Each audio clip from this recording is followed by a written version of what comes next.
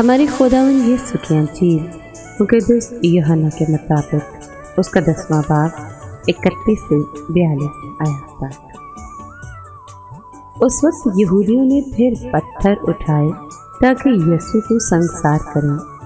یسوع نے انہیں جواب دیا کہ میں نے تمہیں باپ کی طرف سے بتیرے نیک کام دکھائے ہیں، ان میں سے کس کام کے لیے تم مجھے سنگسار کرتے ہو؟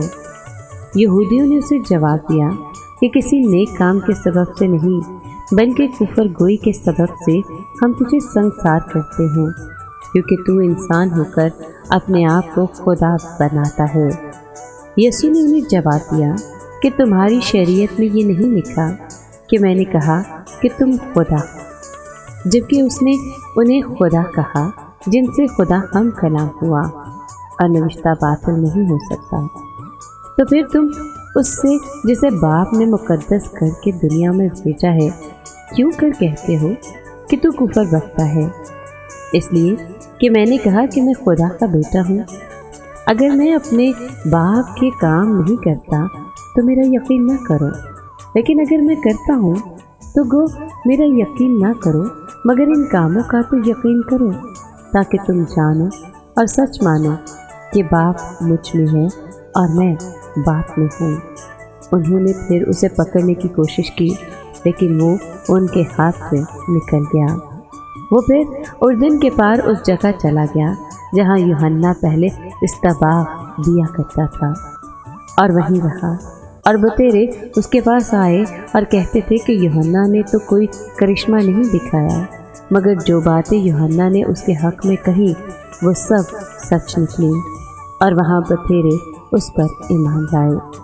پاک کلام کے پڑھے اور سنے جانے پر خدا کی برکت ہو، خدا کا شکر ہو۔ عزیز مومنین، ہم دیکھتے ہیں کہ یہودی خداوند یسوع پر بے حد غصہ ہوتے ہیں۔ وہ چاہتے ہیں کہ یسوع کو سنگسار کر دیں۔ وہ یسوع کی باتوں کو مزید سمجھ نہیں پاتے ہیں، تبھی برداشت نہیں کر پا رہے ہوتے ہیں۔ وہ یسوع کی باتوں کو سمجھنے کے لیے تیار ہی نہیں ہیں۔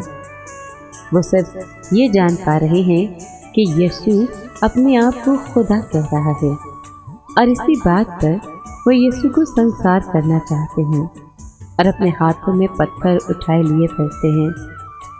بس یسوع ان سے کہتا ہے کہ تمہاری شریعت میں یہ نہیں لکھا کہ میں نے کہا کہ تم خدا ہو، جبکہ اس نے انہیں خدا کہا جن سے خدا ہم کلام ہوا۔ تو پھر تم اسے جسے باپ نے مقدس کر کے دنیا میں بھیجا ہے کیوں کر کہتے ہو کہ تو کفر بکتا ہے؟ اس لیے کہ میں نے کہا کہ میں خدا کا بیٹا ہوں۔ اگر میں اپنے باپ کے کام نہیں کرتا تو میرا یقین نہ کرو، لیکن اگر میں کرتا ہوں تو گو میرا یقین نہ کرو، مگر ان کاموں کا تو یقین کرو، تاکہ تم جانو اور سچ مانو کہ باپ مجھ میں ہے اور میں باپ میں ہوں۔ یسوع کا یہ جواب سنتے ہی وہ ایک مرتبہ پھر سے یسوع کے پیچھے بھاگے تاکہ اسے پکڑے اور اسے سنگسار کریں، مگر یسوع ایک مرتبہ پھر سے وہاں سے نکل گیا اور ان کے ہاتھوں سے بچ گیا۔ اس کے بعد پھر یسوع اردن کے اس پار چلا گیا جہاں یوحنا پہلے استباغ دیا کرتا تھا۔ وہاں پر بتیرے یسوع پر ایمان لائے۔ اے خداوند خدا، ہمارے روزے اور دعا کو قبول فرما کر تو ہمیں نئی زندگی دے۔ تو کسی کی ہلاکت نہیں چاہتا، بلکہ ہر ایک کو ایک نئی زندگی دیتا ہے۔ ہماری دعا کو کفارے کے طور پر قبول فرما اور آئندہ زندگی میں ہماری مدد کر۔ آمین۔